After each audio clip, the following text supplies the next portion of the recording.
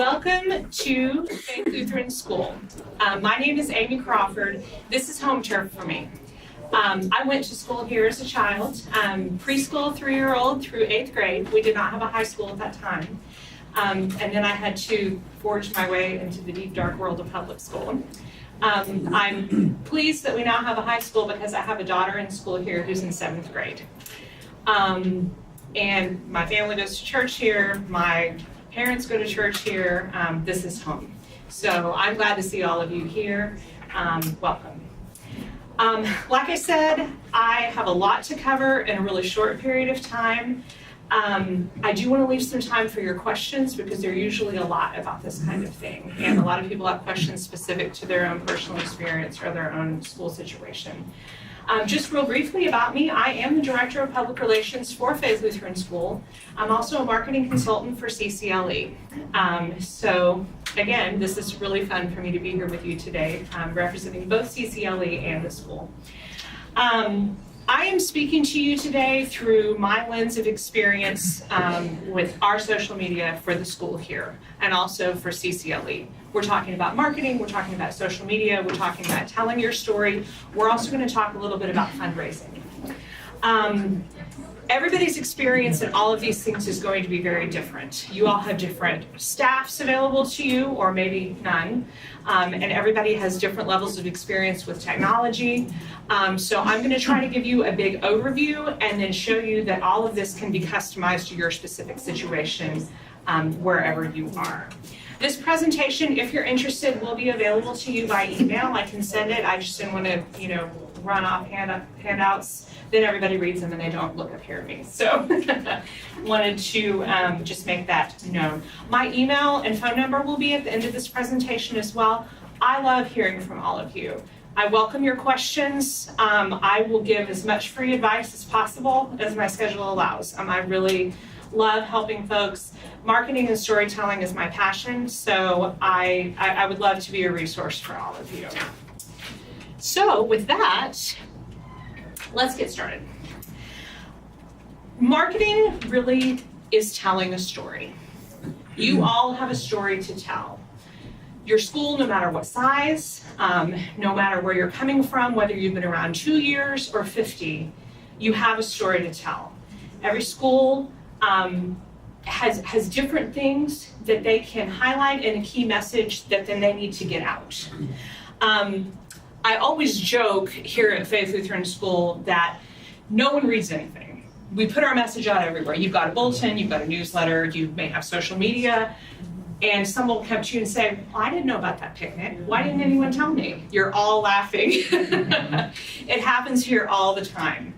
The point of me saying that is you really have to make sure your message is everywhere, no matter what it is. If you're talking about an open house, if you're talking about a staff event, if you're talking about your school in general to the community, it's really important for you to be everywhere. There is so much information in our society today. People are being bombarded with, if anyone still gets a print newspaper, social media, radio messages, all of the things constantly. What I want to help you do is to be able to stand out among all that noise. So let's talk about what we do. Who's your audience? Who are you talking to? Somebody give me some examples. Who would you be trying to reach? Parents. Parents? Who else? Expected parents. Okay. What else? Students. No cheating. Don't read my list. Congregation. Okay. Okay. Alumni too. Excellent. I didn't put that on there, did I? Shame on me. So you've got a big list, and this is not exhaustive, but you've got past, present, and future school families, maybe past, present, and future church families, your own staff, connections of the families that you already know and love, your financial supporters. There are a whole lot of people that you may be wanting to get your message out to. So there are a lot of different ways to do that. So how do you tell them your story? And again, no cheating, no looking at my list, or maybe you will. What are some ways that you all communicate with folks right now? Website. Website? Facebook. Facebook? Email. We have a weekly bulletin insert. Okay. With like school news? School news, but also the chapel readings and schedule along with the catechism, and the school calendar. Okay, so highlighting what the kids are studying each week, great. Like the Bible lesson, great. No, Oh, chapel. We have Okay. daily chapel, Okay. so then they can do it at home as well. perfect, wonderful. So there are a lot of tools available to you to do this. Whether your church has a newsletter, your school has a weekly, daily, whatever it is, printed newsletter, parent email, social media, word of mouth. Depending upon what message you're getting out, there are a lot of different ways to do that. Now, I just said a couple of minutes ago, you can have information everywhere, but no one reads anything. I would like to ask you all, what do you think, in the audiences that you deal with, what's effective? Pictures. Hmm? One. Pictures. Pictures, okay, Texting, but I hate it. okay, but that's fair, What else? Personal contact. Personal contact, okay. What are some things that are not effective? Probably the newspaper. Okay, Too many words. Or not. Emails are, it takes many emails to get everybody to respond. people get too many. No, meaning I need to send out more than one email with the same question over and over again until they finally all respond to me. But that's what I'm asking, do you think people get too many, that's why they just, they don't Oh, maybe. even look? Okay, Yeah, probably. okay, But I don't know. okay, anything else that's not working for you? I'm just curious, because it's gonna be different everywhere. You know, one school that emailing may work fabulously than someone else, and it's gonna be different. That's why you kind of have to gauge, you, again, have to have it everywhere, I think. But you have to gauge your audience and see what's successful. Yeah. I think print media is just so, because we have, well, we're in Houston. And so there's like all these magazines that are mailed to people's homes and there's just, but people even then, they're not reading them because I've advertised our open houses in those and you don't, and it's not effective. And they're expensive. That's very true. They're expensive. I will talk about advertising in a little bit, but Okay. I'll address that real quick. We've seen that a lot here because I know a lot of you, your budget is not massive. And you have a very set amount of dollars for marketing and advertising and they have to cover a lot of things. So if someone wants, let's say $1,000 for an ad in a magazine and that's just 1 month and then it disappears, is that effective? Probably not, honestly. I have a question too about postcards, Yeah, okay? I never thought they were very effective, but people send them out a lot. Like just a mass, where you get your zip codes and you do all that and you send it all out. Mhm. And I like postcards because they look nice and like you said, Stephanie said they're pictures, mhm. but I don't know, I just don't think they're effective either. Well, and again, it's going to be different everywhere. We do that here. We have a dual postcard that's Faith Lutheran Church and school, so we have kind of dual messaging about our worship services and then what the school offers. We send them out to a set amount of homes, and we have targeted people new to the area Okay. because maybe they're going to be looking for a school. Can I tell you that we've had a family walk in or a child in a desk because of that? Not to my knowledge. That it has been a more affordable option than a lot of other things we've tried. So we're trying it for a while to see what happens. It is pretty affordable. It is a lot, like you said, print ads are one of the most expensive things you can do. And I'm not sure that's where the people are anymore, and I'll get to that in just a minute also. Good question though, thank you. Okay, so we're talking about how you tell your story. There's a lot of different tools available to you. But before we even get to tools, we need to talk about what we're gonna say. And I always tell people this, you've gotta get your message straight, know what you're gonna say, then get your message out. You need to have some key messages about your organization. It can be a paragraph, it can be bullet points. You may already have this. It may be in your teacher handbook, it may be in your parent handbook that you give to parents, but you need to have a way that everyone knows about that you are talking about your organization. You've seen these paragraphs everywhere, Faith Lutheran School was established in 1971 with a preschool and has since expanded to include classes through grade 12. We follow the classical model of education and offer programs in the sports and fine arts. For more information, visit our website at. That's something really brief that we have in a lot of places. Aside from having just some general language about your organization, you may also want to drill down and have some key messages. For example, here, we offer online high school classes. That's something different that not everyone does. We have a customizable preschool program where you can choose the number of days a week. Maybe your neighboring preschool doesn't have that. So think about some other things that make you different.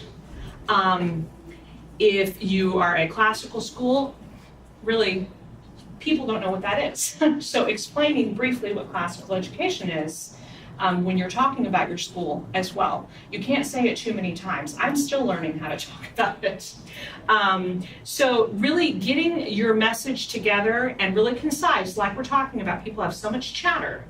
So that's your identity, that little nugget, your list, your paragraph, whatever, about you.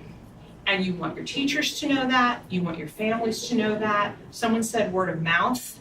Then if you have a mom who's talking to the mom down the street, you want her to be able to convey, this is who Faith Lutheran School is. This is who, my church is. And so repeating all of that information across any place you put your message is very, very important. Let's talk about how you're going to do that. When you're telling your story, you need content. I'm a journalist at heart. That was my training first before I was in marketing and PR and all of this stuff. I'm a storyteller. I told you have a story to tell. Let's talk about how to do it. Someone said pictures. Social media is great for this. You can also do pictures a lot of other places. You think, I don't have anything to say. What am I going to talk about? This isn't hard, folks. You have classroom highlights. Your art class painted this beautiful picture. Let's show a highlight of that. The kindergartners dressed up like they were 100 years old on the 100th day of school. I know all of you have zillions of these kinds of things in your classroom. How do you get these pictures? Beg your teachers. Do you have room moms? Do you have parents? I happen to be a school mom here and I'm on campus all the time. So people are used to me, and you guys have seen me today running around taking pictures. People are used to me doing this. So I do a lot of it here. It doesn't have to only be one person.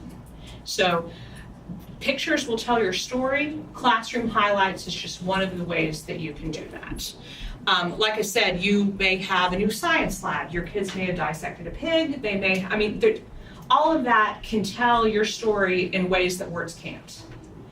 Yeah. Looks like those are Facebook posts. Do you suggest that it be every classroom teacher tries to take a picture with a purpose once a month, once a week, once a quarter? How often should we be blasting? And should it be every classroom, or should it just be the school in general? That's a good question. I will talk about social media more in a little bit, but I'll go ahead and talk about, no, it's fine. You know your staff and what they can handle. Okay. I always feel really guilty asking our people here to give me more pictures, our teachers, Okay. because they're very busy every day. They have a lot to do. One may feel comfortable, taking pictures of her kids or have more time to do that or whatever, and then will text me real quick on lunch and send me photos. Others may not be comfortable with that or may not want to. With social media, more is better. I would say your social media, just like that little paragraph, needs to be an overarching representation of you. So you may not need every grade every day, but if you have, let's, for example here, have preschool through high school, you need to show the big kids and the little kids. It's really easy to take pictures of little kids. They're always doing cute, messy stuff. But you also need to show your 11th graders in the science lab dissecting pigs, or the middle schoolers at camp doing whatever. It doesn't have to be every grade all the time. But to me, it's more, again, telling the story, the big picture. Okay. Who are you? What do you do? Chapel, classroom, lunchtime, nursing home visits. It needs to be the whole thing, not just, don't be so focused on grade specific. I wouldn't. Should we be tagging people in them, or should we just let it speak for itself and people share it on their own? I have tried both ways. Yeah. On Facebook, it doesn't seem to work as well anymore to tag folks. The reach is just really low on Facebook right now overall. But I still do it. There are a few people who, of course, you all have a photo release form with your students. You know the ones that can't be photographed, people who can't be tagged, named, whatever. Here, I know the families that would prefer not to be tagged. They don't even mind if their children are posted, but then they don't want to be tagged to be identified. So you can try both and see what helps. But that's a good question. So that's one thing you can do for content is classroom highlights. These are probably the hardest pictures to get, but they tell the biggest story. Another thing, staff profiles. This is again with who you are. We have on the Faith Lutheran website just a really quick Q&A about our staff for each person. You can go through our staff list and click. That way people can see a little bit about their child's teacher. If they're new to the school, they don't know anybody, are coming in, they can see, well, who is going to be teaching my kid first grade? Who is going to be doing this or that? And again, that's something really simple that you can do. It puts a face to your organization so people know from the outside who your staff is. Those bios, how long should they be? There's 100 different ways to do it. I just came up with a questionnaire. It was probably 12 questions. I got grief about that, from the staff. Well, there's formats on the internet you can find. You may just want something really basic like name, position, education, and their personal interests. I went a little bit more in depth than that and asked our folks, what was your favorite childhood book? Talk to me about your favorite thing about Faith Lutheran School. Why do you enjoy teaching here, or something along those lines. So there's different things you can do. It doesn't have to be extensive, or it can be. And every school's culture, where you are located in the country, we're real friendly down here, and I talk a lot. I think a lot of us talk a lot, so more is better to me. I want to know about people, so. But there's a lot of different ways to do that. You could also do your Board of Christian Education, your pastors. If you're interested in doing that, it just, again, gives a face to your organization. Well, come on. It went to sleep on me. There we go. Another thing to talk about, of course, is your events, whether it's re-registration, you're having a fall carnival, you're hosting CCLE. And there are a lot of different ways to do that. You can do it in, through social media events, through all your printed materials or online documents that are resources for your families. But you want to make it look like you're a place where things are happening. Your parents have your traditional calendars and all the things that go home. And again, people are bombarded with so much information. But you also want to share this with folks beyond. Maybe you have an email list of grandparents of your students or other folks that might be interested in what's going on at your school. So sharing those events with people beyond your set group of 300 that always hear your news, reaching out with those events different ways are ways to get your message out. Hey, a quick question before you move on.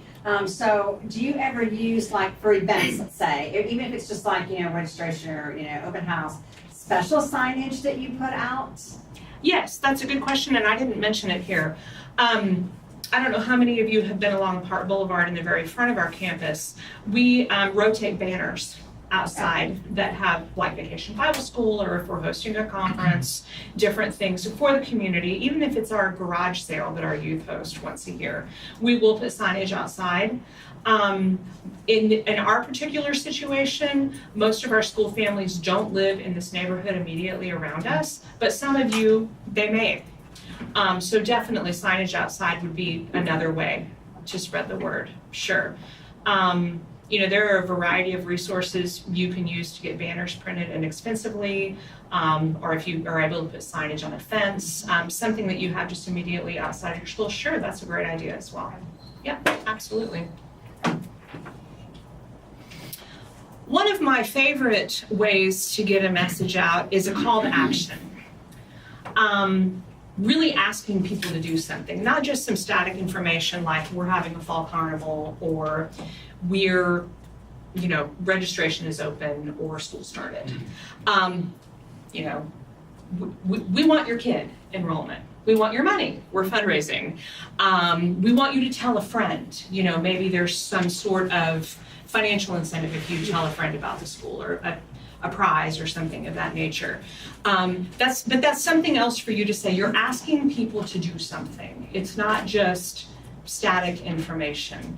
I'm sure that a lot of you may have some different kinds of fundraisers, walkathons, things throughout the year. That's a unique way for you to, again, reach an audience beyond your set group of parents and families that you're talking to all the time. Because then those students are going out to grandma, Aunt Jennifer, the neighbor next door, and saying, we're raising money for it's Orphan Grain Train or some organization, and hey, my school is XYZ. So there's a little more movement in that kind of message.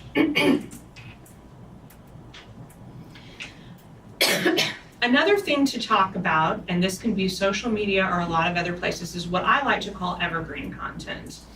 It can be the things that have been on your website all along, those key messages about your school, your statement of beliefs, information about your church, what is classical Lutheran education. There are things that you can share over and over with all of your audiences, and it keeps reminding people of your identity. We are a Lutheran church. We use the classical education model. Our high school students read these books. Our preschool curriculum is XYZ. Those are things that you can share and share and share again. You can also share information from other organizations, but my caution to you is to be careful in how you do that. Of course, you can trust CCLE. There are a lot of resources on the CCLE website, classical reading lists, more information about what classical Lutheran education is, things like that you can then reshare, whether it's your printed newsletter, whether it's your social media, whether it's information going home with parents, because then you're providing some additional resources to your audience, and that's expanding your identity with them. Look what these folks have to say about classical education. Look at this reading list that so-and-so has put together explaining the great books that all high schoolers should read before they graduate. But again, just be careful. I know you're all smart people. Whether it's a sponsor of one of your events or, some magazine article that's talking about different kinds of education, you just want to vet that carefully before you align yourself with those folks and share their information.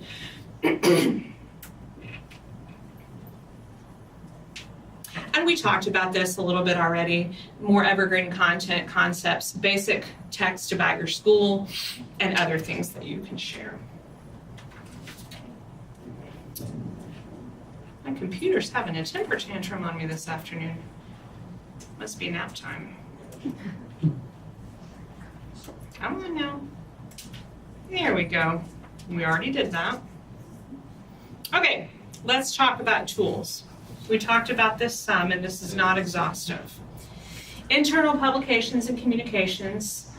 Let's talk about what you guys use. You do an email newsletter to your parents, printed newsletter to your parents, Email. digital or hard copy? What works better? Digital. Email. Well, all we do is email, but it doesn't work. Okay, fair enough. Ours works pretty well, the email. One goes out every week, and Pastor Paul includes things in it as well. Okay, So we post ours on the website, then we put it in the bulletin, and we send it out by email. Okay. So that they can print it off in color, okay, good. because it always has a picture. Excellent. Okay. You've got your bulletin, you've got your church families, you've got your school families. Again, I think you have to put it everywhere, because then maybe Mom A reads her email, Mom C actually gets to read the bulletin in church, Dad, whoever gets the text. I just think that you need to have your stuff all the places if possible, or different versions of Let's talk about going beyond our walls, though. Media relations.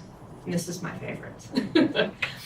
Not everyone's going to have someone on staff to do this, and I totally understand that. But press releases or even just general photo releases to your area media, and I'm talking about televisions, radio stations, your print media, magazines, there are bloggers, there's just such a wide audience here.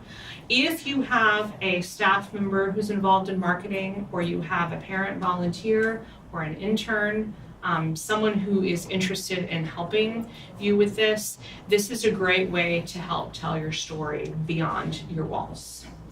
And the content is the same as what we've already talked about.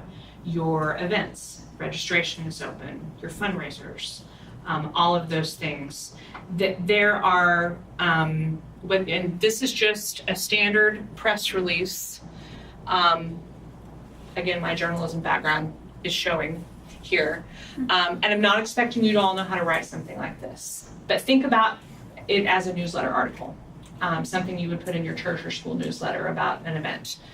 We have our About Faith Lutheran School paragraph here, which is what I talked to you about earlier. And it's just basic information about a golf tournament that we were hosting. There's a quote from Pastor Kieser. The event is taking place. The event raised this much money. Here are our sponsors. That's pretty basic.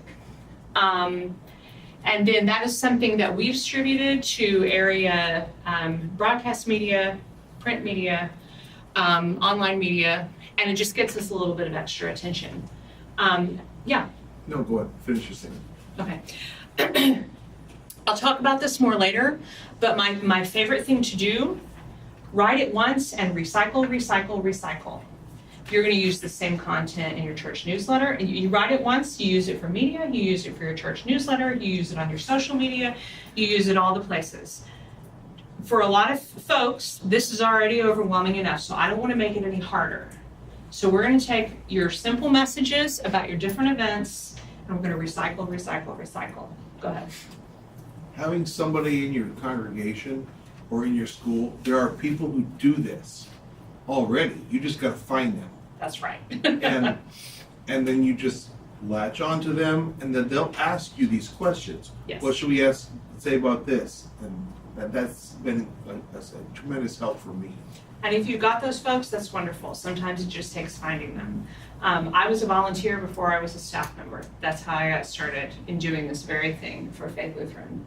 And someone doesn't have to have specific journalism training. They don't have to have specific marketing training. It's just someone who feels comfortable, again, storytelling. And then they work in conjunction, and I'll talk about staffing more later, but they work in conjunction with your office staff or your teachers or whoever is putting together your different resource documents that go out. And you take that message and you recycle it across all the places. So yes, if you've got folks, awesome. I hope all of you do, and I bet you do. It just takes finding them. So I'm gonna keep going. I'm keeping an eye on the time here. Gotta go faster. Whoops. Tell you what, social media is the biggest question. Who has a social media presence for their school at all? Who does not? Anybody not? Okay. Facebook? Okay. Twitter? Okay. Instagram? Okay. LinkedIn? Pinterest? Hey, where are you from? Me? Yes. Flint Academy. Okay. Good job. Thank you. And there are other places to be. I'm going to say this before I talk about any of it. You don't have to do everything at once. Everybody always thinks, oh my gosh, I have to be on every single social media channel, and how are we going to do all this? And it's so much. Start small. Start with one. Whether a lot of people are comfortable with Facebook first, it doesn't have to be Facebook first. Some people are more comfortable with Twitter. I recently did a marketing seminar for school administrators about social media, and the latest research shows the moms are on Instagram. And who makes the decision about schooling?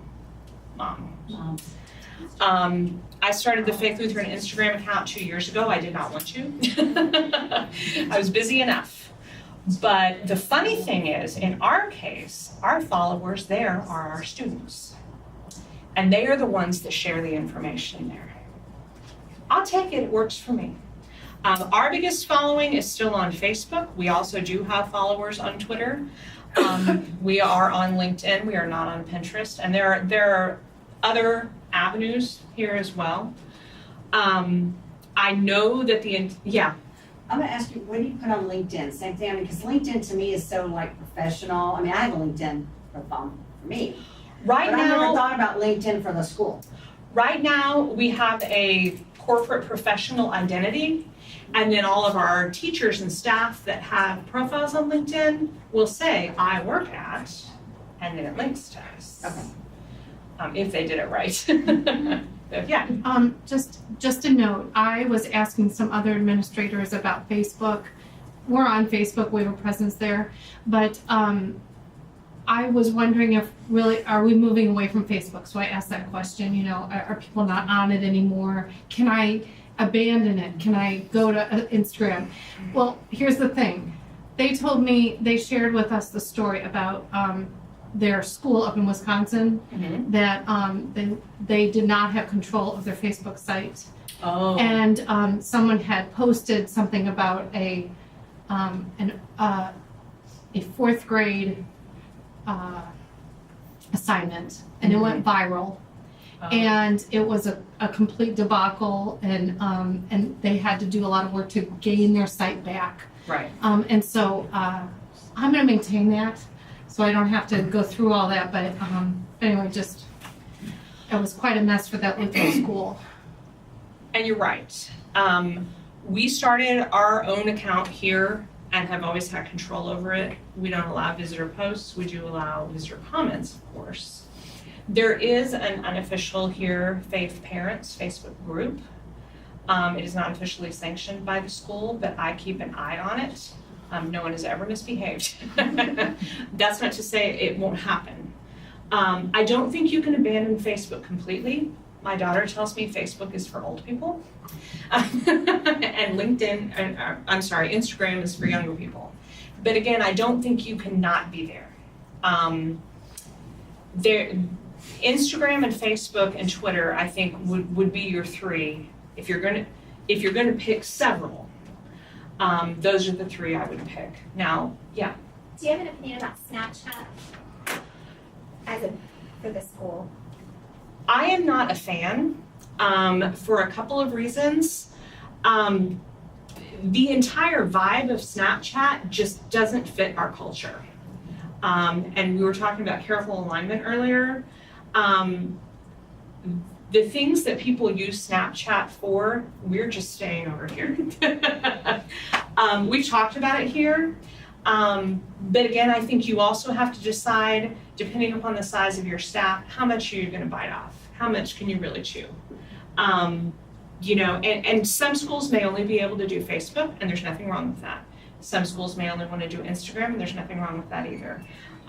If you've got nothing and you need to start small. But if you have to do several, that would be what I would suggest. So that's my opinion. Someone else may tell you something completely different. I've heard that that's where businesses are moving to, but I personally don't get Snapchat, so. Well, there's that too. I understand. Okay, I'm gonna keep moving quick here. Before you move on, real quick question. Yes. Do you do very much Facebook Live? We have not tremendously. Now, CCLE is during this event. Yeah. But as far as the school is concerned, we have a lot of parents who don't want people to know where their children are when they're there. We have some people who are really sensitive to live video about their children. So that's one of the reasons we haven't. Okay. I've done it. You want to give a window into your school, but maybe not that much of a window. In my opinion, there is a little bit of a security concern there. I know some parents like that couldn't, when we had a pep rally one year, and it was really fun. Parents can't always get there during the day. Mhm. So, you just let them know I'm doing Facebook Live at this time, and then they can watch it. Right. Now, the flip side of that is for our church, we do live stream our services and record them as well. And some special events, if we've had a few choir concerts or things like that in the sanctuary, we will live stream those. But we're really sensitive about the school component of it, especially because we have a few of those families that have signed that photo release and don't want their kids on anything. Right. I think just better safe than sorry. Okay. We'll do recap videos, we will do recap photos. Okay. But then, little Jane Smith, you can't see a live video of her right there at the school. You've got some parents who are pretty sensitive to that. In our experience, you may have a different experience. But that's a good question, because it is a good tool that has its uses. So, okay, I'm gonna have to speed it up because I'm running out of time here. We talked about websites. A lot of websites will have a blog within them, which is a place that you can, again, recycle some of that content we talked about, maybe a letter from the headmaster, some of your events, things that I've listed here. We've also touched already a little bit on advertising. There are radio ads that you can do with Issues, etc. You can pay to boost your social media. Of course, print ads in your local newspapers or other neighborhood publications, things that people talked about. There's nothing wrong with any of these, but you just have to kind of know what your budget is and know what will work for your communities. There may be some communities where certain things work better than others. Other tools to help tell your story, maybe your town has a Christmas parade. Maybe you can be involved in a community fall festival or host your own. Are there other events where you can have a booth or some kind of presence? Maybe we have a sponsorship at a local sports facility. It's like a big gymnasium that people rent out for basketball games and kind of city league sports. We have a sponsorship there, our banner's on the wall, and a couple times a year we can go take our publicity booth. Maybe you have those kinds of opportunities. Sometimes doing something totally different like that, where it's in person, and you can publicize your open house or your registration is open and talk to people about your school. Sometimes those things, we're missing a lot of the face-to-face communication these days with all the texts and the social media and the emails and the whatever. So really getting out there and talking to people the old-fashioned way sometimes is way more effective in spreading your message than anything else. I talked about this earlier and I'll say it again, and it's really important to remember when you think about all this and think that it's overwhelming. Recycle, recycle, recycle. Get your message straight the first time, whether it's your golf tournament or your Christmas pageant or open enrollment or whatever it is. Write it once, or you have a staff member that's a wonderful writer, you're a volunteer in your congregation, and then recycle that over all of these places we've talked about. It can be in your morning announcements, it can be in your email, but once you've got that message written one time, let's not make this any harder than it is. You've got a lot of stuff to say, so take that information and recycle it across all of those channels. Then it's on your social media, it's printed in your bulletin, and it's just repeated over and over. And hopefully, if people are reading maybe even one or two of those things, if you have it worded similarly, they'll think, oh yeah, I heard about that. Or so-and-so told me about that. So this is the biggest question I get all the time. How are we gonna do this? Amy, you've got all these great ideas. It all sounds wonderful, but I don't have anybody to do this. Maybe you're lucky enough to have a part-time or full-time person on staff that handles marketing. Maybe it's part of the job of the development person. Maybe a secretary or someone can help. You can staff this by a volunteer team.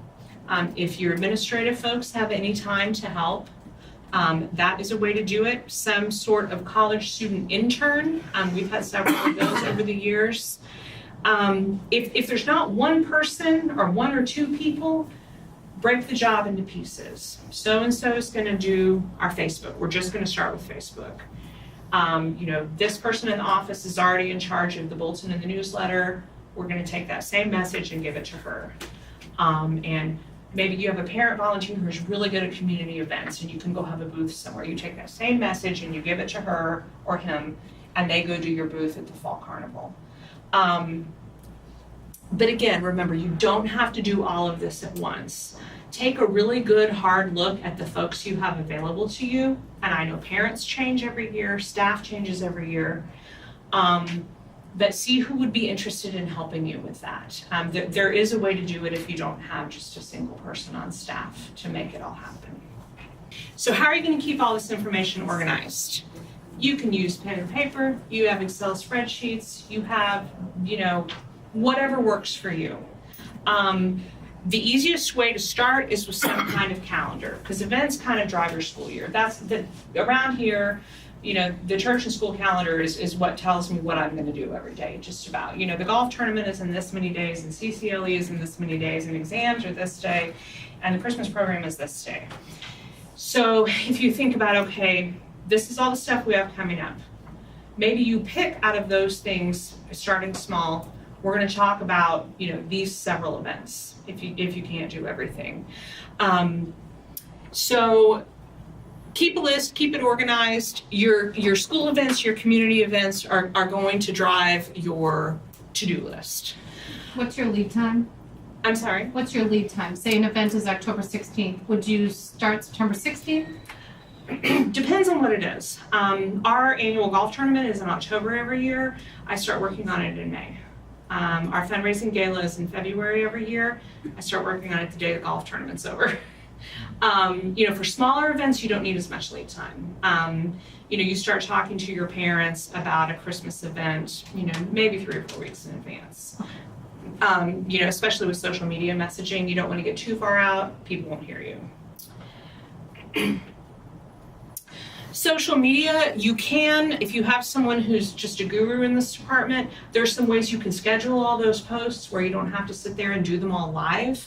That's a whole lot more than we have time to talk about today, but I just want to mention that if you have someone who gets into it, that will save a lot of time. There's a tool called Hootsuite that can help you schedule Facebook posts, Twitter posts, Instagram posts, and a lot of other things. There are other tools like that as well. I just want to brush on that because know that someone's not. Social media managers still spend a lot of time at the computer, but they're not there that much. And there are other tools that you can use, what works within your school to keep you organized, whether it's RenWeb or something else that helps with your gradebook and things, that helps too, yeah.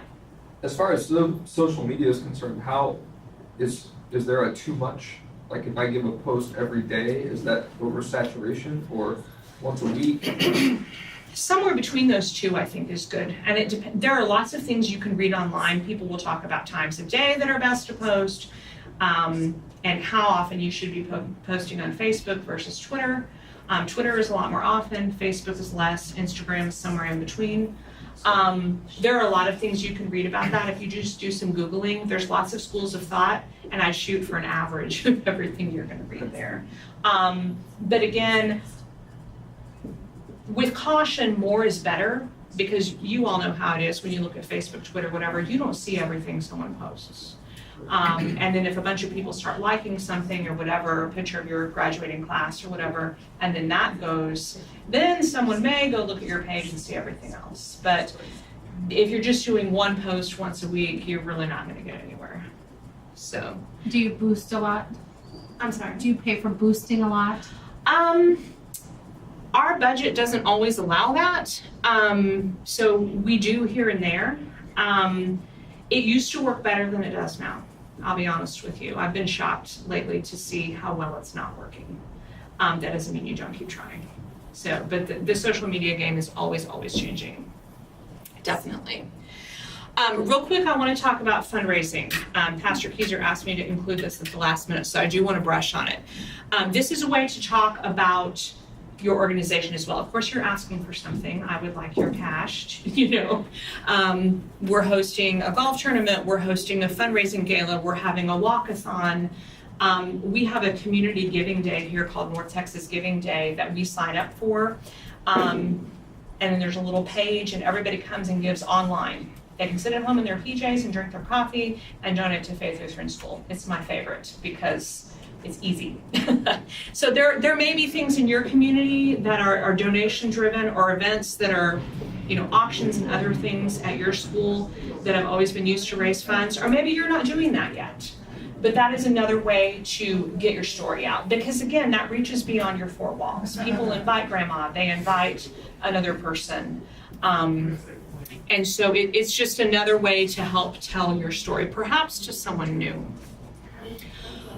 One thing to be aware of, we just learned about this recently, there are some tax considerations to be aware of when you are raising funds. Just know that if you sign up folks for sponsorships, check in your nonprofit treasurer's manual or talk to your business manager at your location to make sure that you've got the correct information on your forms, that it is a donation to your school, and that the folks, you have to word it carefully so that the folks may be getting advertising in exchange for their sponsorships, but they need to understand that it's a straight donation to your school.